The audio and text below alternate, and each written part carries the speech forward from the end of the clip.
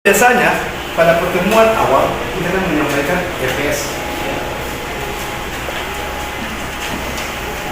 Kita menyampaikan EPS mata kuliah yang akan diambil. Nah, karena kebetulan kita ketemu di mata kuliah studi kelayakan bisnis. Nah, mata kuliah ini nanti bisa kita melihat ke bawah apa saja yang kita pelajari dalam adalah mata kuliah bersahabat. Jadi ini kan semester 4. Kalau sudah menyelesaikan mata kuliah manajemen keuangan dan operasi riset, berarti sudah bisa mengikuti mata kuliah ini. Manajemen keuangan kita kan pelajari di semester 1 ya. Iya. Kemudian riset kita pelajari di semester 3. Berarti saya anggap sudah selesai mata kuliah, sudah lulus, menyatakan lulus. Nah, kemudian apa yang merupakan deskripsi dari mata kuliah ini? Yang pertama yaitu studi kelayakan perusahaan, pasar, permintaan dan penawaran. Supaya disitu dulu ya. Ayat berapa? Permintaan. Permintaan adalah sebuah barang yang dijual oleh mereka pada suatu harga dan waktu tertentu. Nah, kemudian sekarang penawaran. Penawaran apa? Itu kan pernah dipelajari kan kalau kita di teori, mikro dulu kan seperti ini, akan ditarik garis ke sini, terus tarik garis X-nya. Ini dilambangkan apa? Lambangkan garis. Ini lambangkan garis X. Sekarang saya mau tarik garis ke sini. Ini garis apa ini namanya? Apa? Garis permintaan. Kan sering dilambangkan mengatakan di iman. Nah, kemudian saya tarik garis ke sini. Ini namanya garis apa? Atau disering dilambangkan S kan? Saya mau tanya dulu kalau belum belajar. Perpotongan garis permintaan dan penawaran ini disebut apa? Ayo bisa lagi. Ayo. Kalau sudah belajar. Perpotongan garis ada pertemuan garis permintaan dan penawaran itu disebut apa? Titik apa itu namanya? Hah? Kurva. Kalau kurva ini kan gini.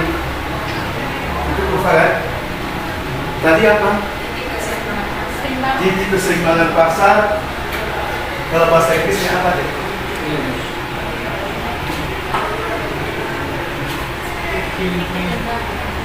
Titik keseimbangan. Masa dijawab-jawab ya sudah. Pertemuan garis permintaan dan penawaran disebut titik equilibrium. Jangan buka dulu bukunya. Kalau enggak searching dulu di situ betul yang bukan bahaya ini.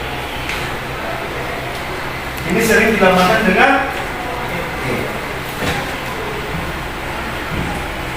itu kan hanya kita review saja kan, kita mau coba dulu.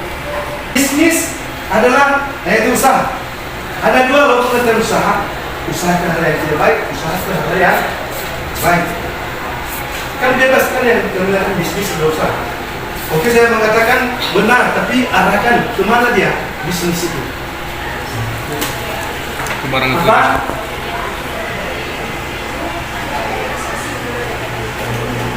Untuk mendapatkan keuntungan.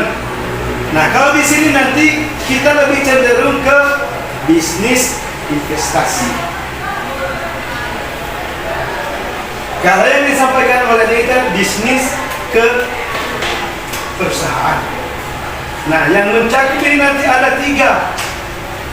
Bisnis mengenai analisis finance keuangan, bisnis analisis mengenai pemasaran, dan satu lagi bisnis mengenai manajemen.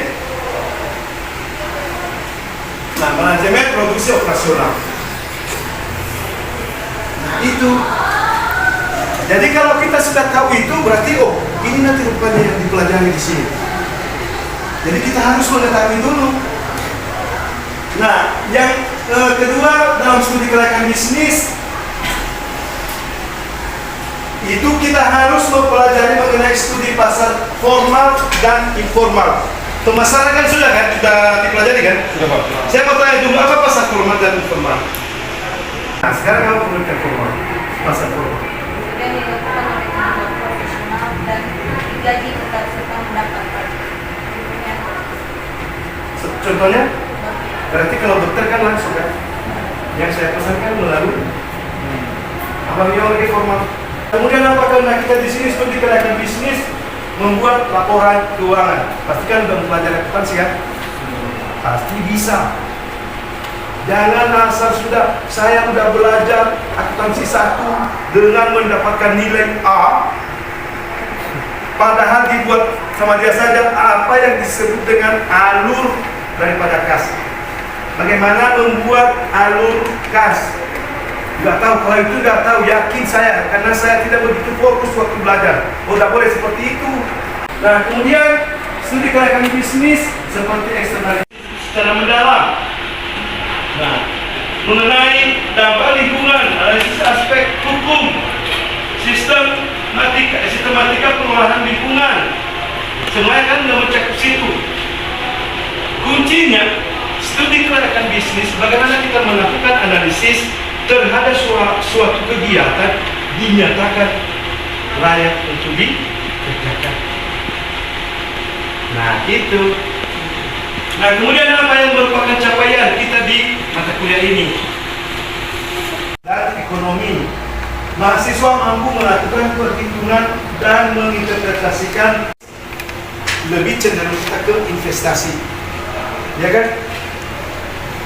Nah, ini lagi. Jadi udah tempat aja, kasih aja banyak. Sekarang keadaan Anda ini investasi atau tidak? Investasi apa? Investasi apa? Namanya siapa? Hah? Besar ya? Jeswi. Berinvestasi apa sekarang? Pendidikan apa namanya? Jeswi. Untuk masa depan, mendapatkan kehidupan yang layak untuk masa depan. Berarti berinvestasi itu hanya di pendidikannya? Tidak. Nah, bisa juga berinvestasi dengan membeli tanah dan 10 tahun akan datang akan dijual. Iya kan? Nah, bisa juga berinvestasi dengan membeli barang-barang berharga. Nah, saat ini kalau sudah turun harganya, beli berinvestasi akan menjual pada saat harga naik. Nah, udah ya. Kan apakah investasi itu hanya di bidang ini pendidikan? Tidak. Ya benar. Kan enak itu jawabannya. Seru lagi dia. Berarti kita kan bisa belajar lagi, mencari lagi apa lagi yang lain. Nah, terima kasih ya sesrinya. Tambah-tambahkan lagi untuk belajar, semoga berkat itu bertambah kepada Anda. Nah, sekarang apa topik pembahasan kita? Dalam satu semester ini ada 12, saya bagi dalam 14 kali pertemuan ditambah 2 kali ujian. Ya. Ujiannya UTS dan UAS. Berarti semuanya 16 pertemuan. Topik yang dibahas hanya ini, hanya 12. Hanya ini. Tidak melebihi dari itu. Kemudian dalam mengatakan topik ini kita menggunakan nanti metode pembelajaran, menggunakan apa? Nah, kita menggunakan media. Yang pertama, laptop, kita menggunakan proyektor, kita menggunakan whiteboard, kita menggunakan spidol, kita menggunakan apa namanya? Kita menggunakan internet. Nah, kemudian nanti ini sistemnya kita berkelompok-kelompok, setiap konsep kita berdebat. Jadi kita berkelompok. Ya, apa yang kita berdebatkan? Kita mencari kasus-kasus mengenai studi kelayakan bisnis, pada akhirnya juga bisa kita buat. Bisa juga dari kawan-kawan membuat soalnya, kita debat. Kita mencari mana yang benarnya. Jadi di sini tidak ada istilah vakum, tidak ada istilah monoton aja. Dan akhirnya tidur, nggak ada. Nah, kalau sama saya lebih senang seperti itu. Nah, kalau juga mendapatkan, artinya ada yang kasus-kasus seperti ini Pak, tapi katanya masuk dalam studi kelayakan bisnis. Boleh bawa di sini kita bahas, kita menyelesaikan. Boleh kan? Iya.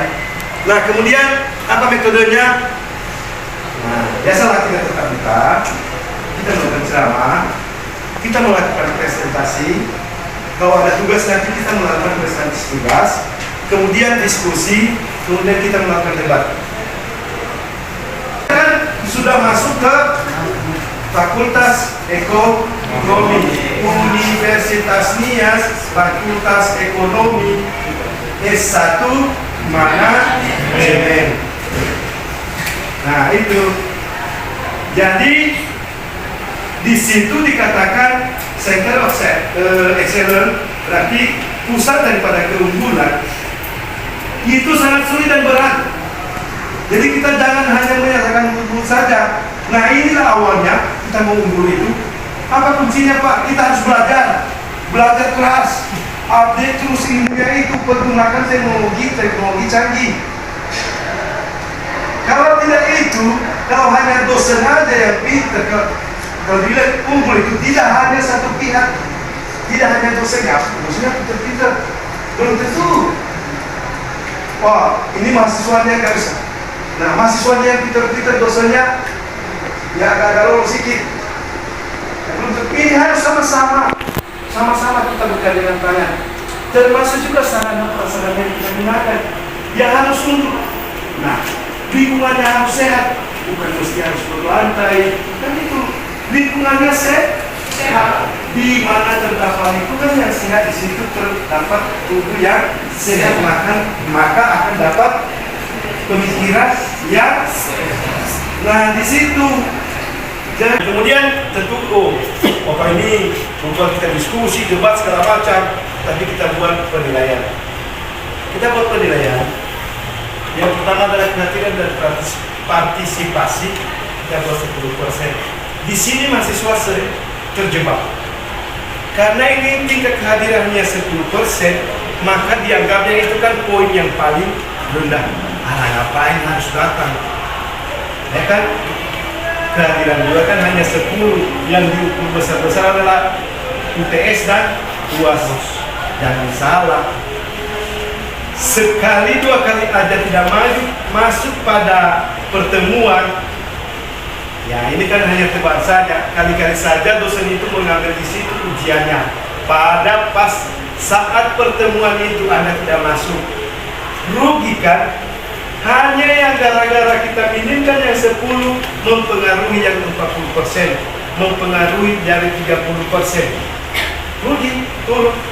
Ya, kenapa tidak? Kalau kita tidak tahu, apa jawaban kita buat? Gak ada. Kosong, datang kosong itu, selesailah. Nilainya 0. Pengaruh yang 10, karena 10 kan sering diabaikan. Nah, kemudian tugas dan kuis. Nanti di sini sudah kita buat kelompok, maka tugasnya kita gabung di situ semua, baik kuis, tugas kelompok, tugas perorangan kita gabung menjadi nanti kita ambil dari apa yang 20%. Nah kemudian UTS 30 dan UAS adalah 40. Jadi jumlahnya 100. Nah, kita sampai di situ penyampaian kontrak mata kuliah. Komisarisnya saya mohon